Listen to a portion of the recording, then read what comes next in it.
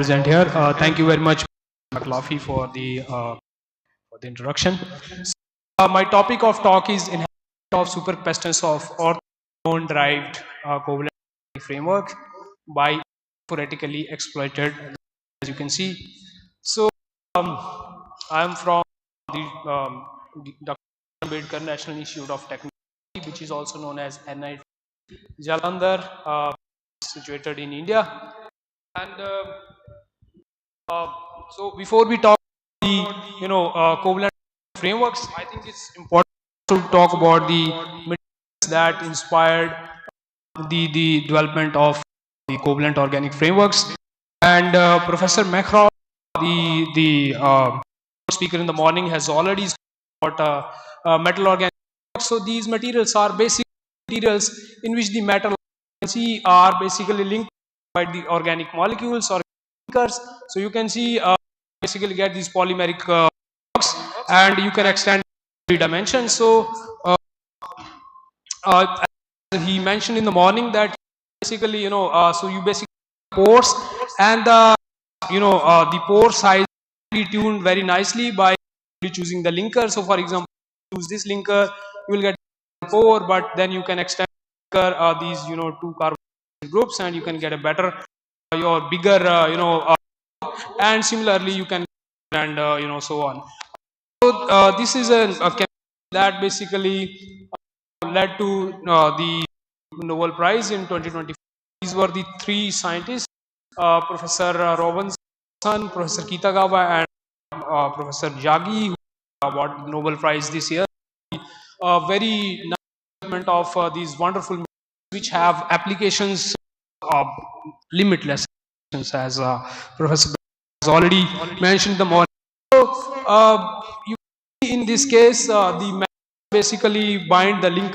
There is a coordinate bonds that are formed between the matter and linker, and this was the inspiration for the of the covalent organic blocks, where you basically join the building blocks through the covalent bonds, which are longer than the coordination bonds which are used in MOFs, and these are analogs to the MOFs, purely organic in nature. You are not using metal especially for linking the building blocks. So see, you can basically take linkers where you can have one linker in can bind, this kind of linker can bind to the linear linker, and you can basically have a COF which take all these planar, you will planar COF, and you can see this is an example. If you take this benzene boronic acid, you can basically boraxene type linking, and this is a COF which was created in the beginning the development of the materials, but it's not limited to only 2 dimensions. You can also put 3-dimensional COFs. Carefully choose one of the building blocks, 3-dimensional, basically maybe 1 sp carbon linking 3 these building blocks. You can have the covalent organic frameworks which can be extended in 3 dimensions. So sheet like materials, but these form either structures, or then depending upon what you are using here, basically vary the geometry of the COFs that size. And this is a nice example. See, a diamond type of structure is formed. This is another COF that has reported along back. So you can see I showed you one linkage, I guess there are linkages that I have shown you, that linkage, and then there are esters. However, not limited only to these linkages. You can also use a variety of which have been explored with the time. So from 2005 to 2020, there have been a lot of linkages that have been explored for this of covalent organics, and all of them work efficiently. However, these 2, and the beta keto, this one is basically a Schiff base which can be simply prepared making an aldehyde and amine. You don't have to think, you just mix the aldehyde with amine and you basically get this imine bond difficulty. Similar type of which is just modified aldehyde with the hydroxyl groups on ortho position of aldehyde, and you can get a beta type of linkage. But as I said, not limited only to these linkages. people have been exploring a lot of linkages for the preparation of covalent organic frameworks. So yeah, this is just one example where the imine linkage has been utilized for the synthesis of COF, and you can take, for example, the diamine, and then you can also take this aldehyde which has the benzene ring with the 3, and as I mentioned, basically get a dimensional type of structure extended in both the dimensions, and this basically utilizes the covalent chemistry. So imine bond is a very example of the dynamic covalent chemistry. Name is for those who don't know dynamic covalent chemistry. Means dynamic means are built, they making and breaking simultaneously.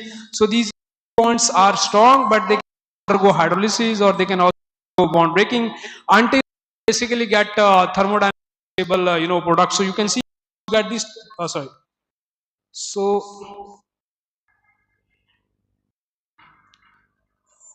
once you get this type of structures, you can these are thermodynamically stable structures, and the basically the bond breaking to some extent.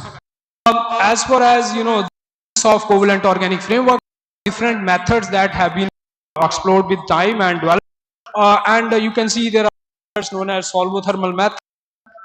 Just sorry, yeah.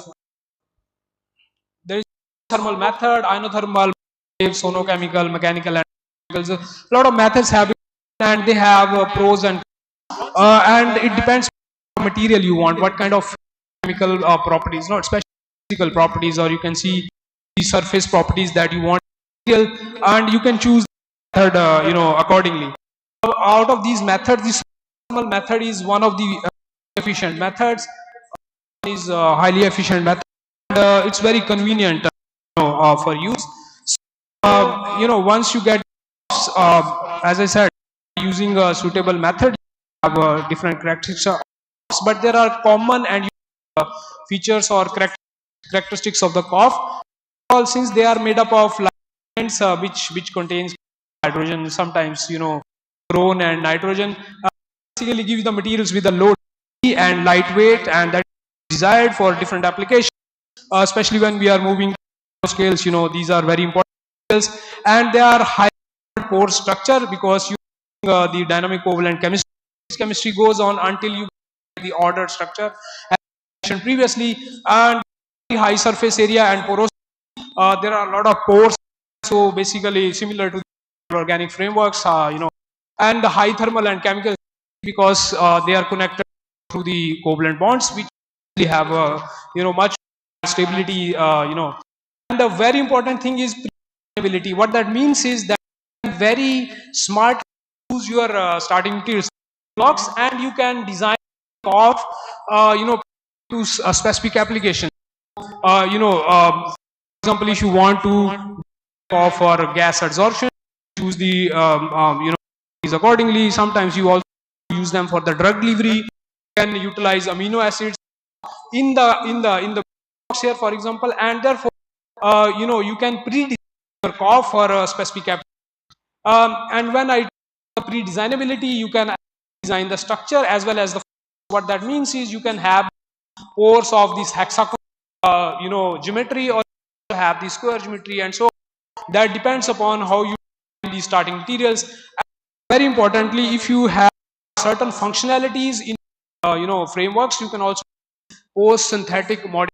You can install certain other functional groups or certain molecules on the either within the or on the surface covalent organic frameworks. So these are excellent materials, have applications in really vast areas. So energy conversion, and they are used in the bioconversion, catalysis, storage, where batteries, supercapacitor, so on, optoelectronics. They are also used for the hydrogen and oxidation reactions. Similar elemental remediation, where they can for the adsorption of which is especially the pollutant from the nuclear power plants, which creates radioiodine. Adsorption of the different type of dyes which are harmful to the environment, also degrade them, and and also in healthcare, agriculture, for delivery, pesticide delivery, other things, by imaging and antimicrobial coating. In this particular talk, this is the area that I to talk. So I'm organic chemist by, and the it's fun that I can different bonds or basically modify the molecules as per the requirement. So just taking an opportunity that we can design these covalent frameworks, and in collaboration with other scientists we can actually a certain material, we can utilize our skills for the development of certain. So this is the area that I have started recently. um, what are super super basically high energy storage devices that high power density, cycle stability, and rapid charging efficiency, and they are very the power density is very high to the rechargeable batteries. They can be charged and fast. Okay, so the electrodes for materials are basically porous materials, generally use carbon, but there is also the search for materials that can basically for the for supercapacitors. And here the capacitance depends on the surface area, and so there is basically formation of static double layer. You can see two layers of the charges, for the supercapacitor. There is a separate, does not allow the movement of charges, but on closer to the electrodes there is of these static charges, and there are, this is basically also known layer capacitors, and the total capacitance is basically has the contribution of both of these and that's why. So if you briefly the the movement of electrons or works, so you can see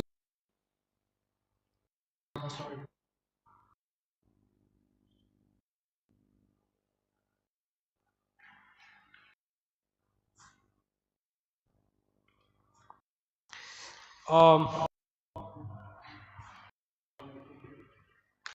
yeah, it's okay with that slide. So let me try, let's do this here. Yeah.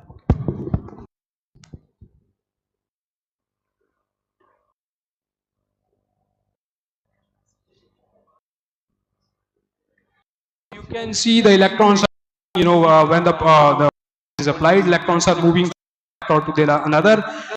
Then there is of the electrons of electrons here, and are positive charges also operating on one side, one electrode, and the other, and there is a separate in between. So this is commonly accepted mechanism of the capacitors.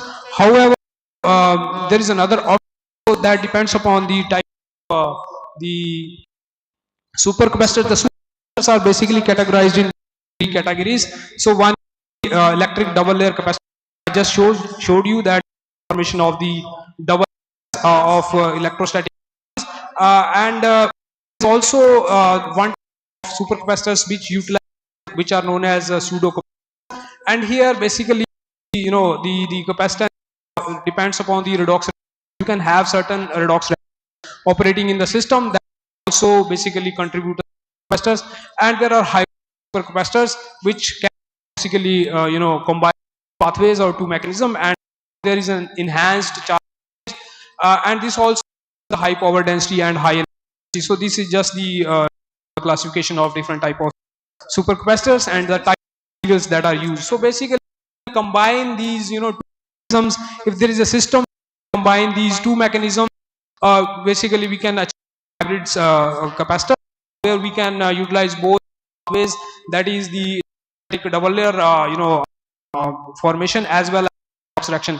And 2D COFs are potential materials for these applications, since high surface area which is required for the EDL, there is a pre-designability that that means we can introduce some redox functionalities which can undergo reactions, and therefore they can also contribute to the positive charge storage and also extended conjugation by stacking, which will support fast charge transport, the performance of supercapacitor. So therefore, 2D COFs are really that people are looking to develop the super materials.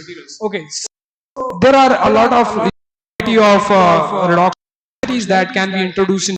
So for example, you can see there are varieties redox functionalities, especially quinones are useful. So when we talk about the redox, there is a loss of gain of electrons, gain oxidation, and the these all functionalities undergo the oxidation reaction. So quinones are really useful, or you can say excellent redox active functionalities.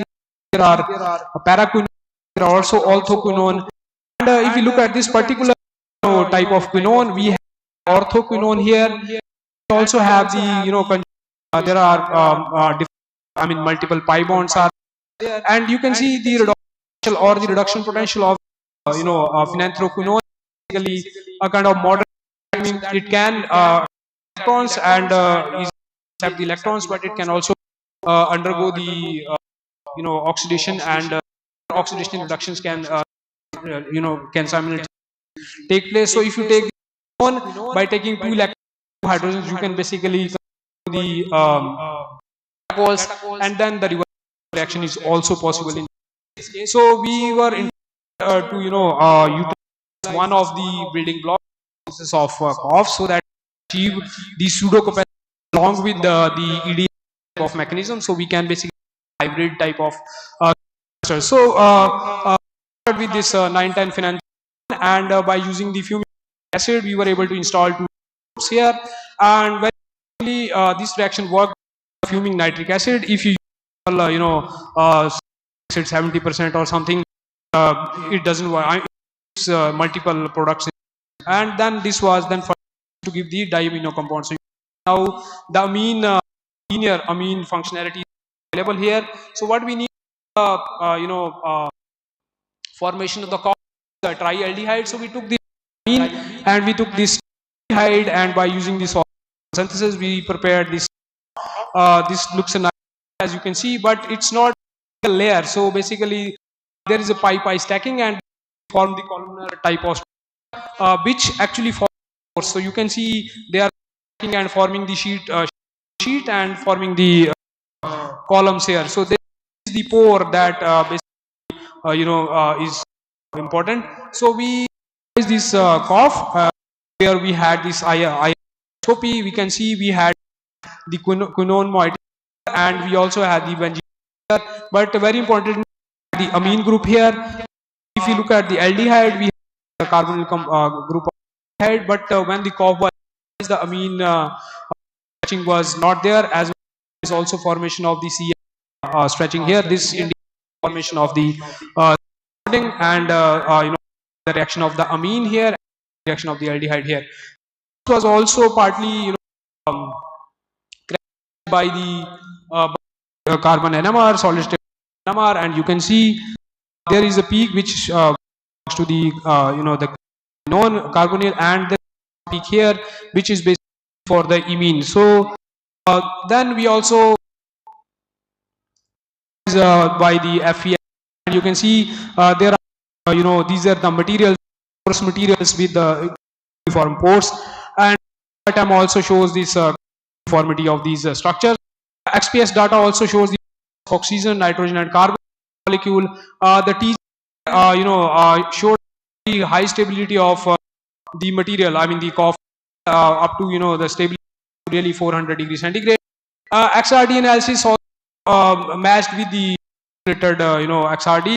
By utilizing this software, we were able to optimize the structure, and the was found to be the hex pore, which the pore 4.22 nanometer. The distance between the two was also calculated to be 5 angstrom. Then we went to the electron studies, which was the actual of this the research. We studied voltammetry and GCD studies were done, and we found that specific presence of this COF was very low, 75 millifarad per centimeter square. This is the capacitance. So that means on the surface, and this work was done with the Dr. R.S. Day, who is laboratory at INST, which is also in India. Why this low? It looked into the literature, and it found that coughs are generally very conductive. So large, transfer is really poor in the of the pristine cough, and this is also found out that you can use the conducting materials to the conductivity or the conductance of the coughs, or you can increase the So there are some examples where was used, and this the supercapacitance was significantly. Here also you can see there is another cough here whose supercapacitance increased significantly. People have used polyaniline conducting polymer, and increase in the significant the supercapacitance. So, Day, who is a collaborator, actually work on the exfoliation of graphene by the electrochemical methods.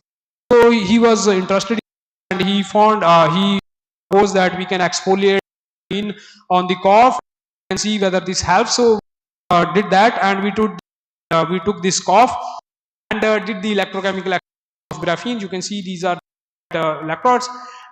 And after we found the hybrid material, which was known as IT1GR, and we studied this material further.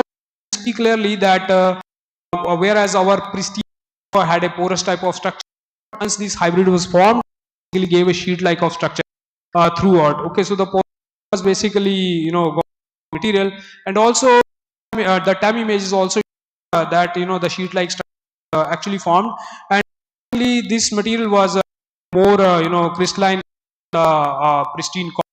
So then we did the and we found upon the fall of this hybrid, we sharper peak compared to the peak that was of the pristine cough.